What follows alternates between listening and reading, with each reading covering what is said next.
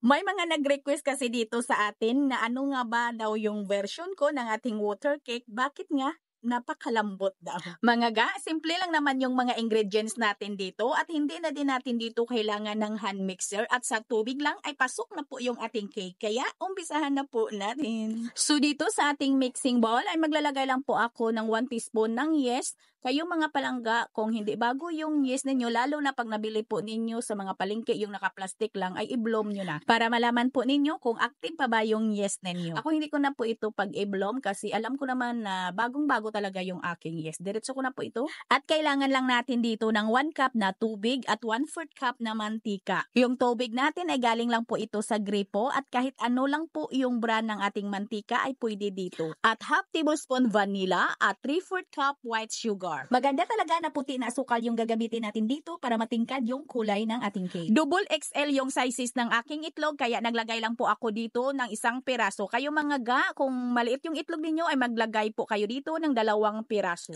At 1/2 teaspoon ng ating iodized salt and then tunawin lang po natin yung ating dry ingredients. At pagkatapos ay ilagay na po natin dito yung 2 cups po na cake flour. Pwede din naman tayo ditong gumamit ng all-purpose flour kung wala talaga kayong cake flour. At pwede din tayong gumamit dito ng third class flour kung kayo talaga ay nagtitipid. At kailangan din ay maglagay tayo dito ng 2 teaspoon ng ating baking powder. Calumet brand po yung powder na baking na ginamit ko. And then, i-mix lang po natin yan hanggang sa mawala yung mga lumps, hanggang sa makinis po yung ating mixture. At mga ga, ay hindi na po natin ito salain yung ating mixture at kung makikita po natin na medyo makinis na, ay okay na po yan. Huwag lang po natin itong i-overmix.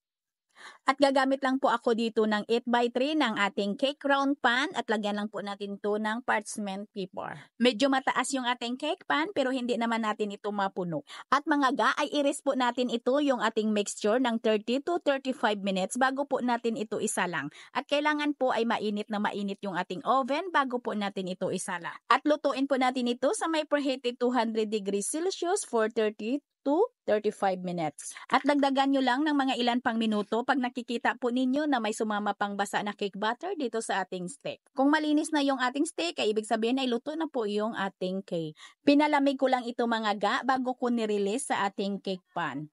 Scrape lang natin yung bandang gilid para madali lang po nating matanggal.